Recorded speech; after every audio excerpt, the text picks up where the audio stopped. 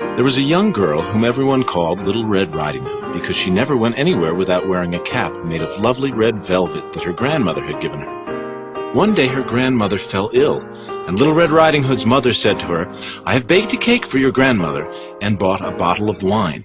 Here, take them to Grandma. They will help her to get well." Of course, the young girl was happy to help. Grandma lived in a cottage in the woods, so before Little Red Riding Hood set off, her mother told her, "Please be careful. Stick to the path. Don't run, because if you fall over, the cake will get dirty, and the bottle will break, and then Grandma will get nothing." "I will be very careful," Little Red Riding Hood promised her mother. Little Red Riding Hood put on her coat and gloves and her red velvet cap. She tucked the cake and bottle of wine into her backpack. Then she walked off down the lane to the woods, singing a song she'd learned at school. After she was just a few yards into the woods, a wolf came up to her. "Well, hello there, young girl," the wolf said. "Where are you off to?" Because the wolf was so very polite, Little Red Riding Hood said hello back and told him she was on her way to Grandmother's house. "My grandma lives in these woods." "I'll bet she lives in that big cottage by the pond," said the wolf. "That's right," Little Red Riding Hood said. "And I'll bet you are carrying bread and milk in that backpack of yours," the wolf said. He had a smile on his face. "Actually, it's cake and a bottle of wine from my mother." "For Grandma?" the wolf asked. "She hasn't been feeling well. These will make her better," Little Red Riding Hood said. The wolf stretched his smile even wider.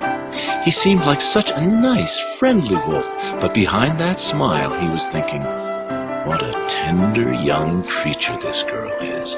What a tasty meal she would make. It's been so long since I've eaten anything half as delicious as her." Still, the wolf knew he would have to be very sneaky to trap Little Red Riding Hood. So when the young girl started walking again, he kept pace with her.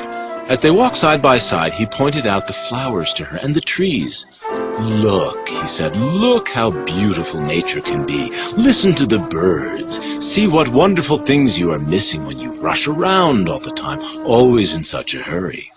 Little Red Riding Hood raised her eyes. She watched the sunbeams dance between the clouds. She heard the wind rustling in the trees. She saw birds scratch their heads with their wings, and the flowers of every color you can imagine. "Perhaps I should take a few minutes to pick a bunch of flowers for Grandma," she said. "That would certainly lift her spirits." "There's plenty of time," the wolf agreed. Before she knew it, Little Red Riding Hood had stepped off the path to search for flowers. Whenever she looked up, she saw prettier and prettier ones deeper and deeper in the woods. Soon she was far away from the path and a little bit lost. Meanwhile, the wolf ran straight to Grandmother's house and knocked on the door. "Who's there?" Grandma asked in a weak voice. "Little Red Riding Hood," the wolf replied. "I'm bringing goodies from Mother. Open the door." "The door isn't locked," Grandma said. "Let yourself in. I'm too sick to get up." The wolf turned the doorknob, ran straight to Grandmother's bedside, and without saying a word, swallowed her up in one mouthful. Then he put on her pajamas, closed the drapes, and climbed into Grandma's bed. It was beginning to get dark by the time Little Red Riding Hood decided she had collected enough flowers for Grandma. It was getting really dark by the time she found her way back to the path through the woods. When she finally reached Grandma's cottage, it was nighttime. She was surprised to find the door to the cottage open. "Grandma?" she called. "Is everything all right?" There was no answer. Little Red Riding Hood went in slowly, carefully. She turned on the light and walked up to the bed in slow, careful steps. Grandma lay very still, the blankets pulled tight up to her chin. "My," the little girl said, "what big ears you have." "The better to hear you with, my child." "Grandma, what big eyes you have." "The better to see you with, my dear." "My goodness," Little Red Riding Hood said. "Just look at those large hands." "The better to hug you with." "Oh, that mouth, Grandma, what a huge, gigantic, enormous mouth." "The better to eat you with." And in one leap, the wolf was out of the bed and had gobbled Little Red Riding Hood up. Well now, of course the wolf's stomach was completely full. He flopped back onto the bed and was soon fast asleep. You may not know this, but when wolves sleep, they snore very loudly. A little while later, a hunter was passing by Grandma's cottage on his way home after a day's hunting. He heard loud snoring and thought, "Oh my! Maybe the old woman is having a nightmare. I'd better try and wake her."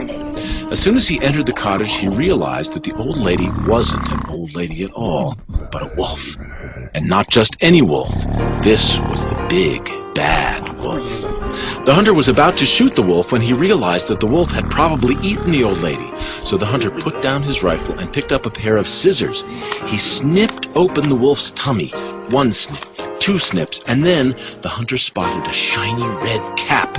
Another snip, then another snip more. Suddenly, a little girl sprang out of the wolf's stomach in one whole piece. She cried, "Thank heavens you came to our rescue! It was so dark and frightening inside that wolf!"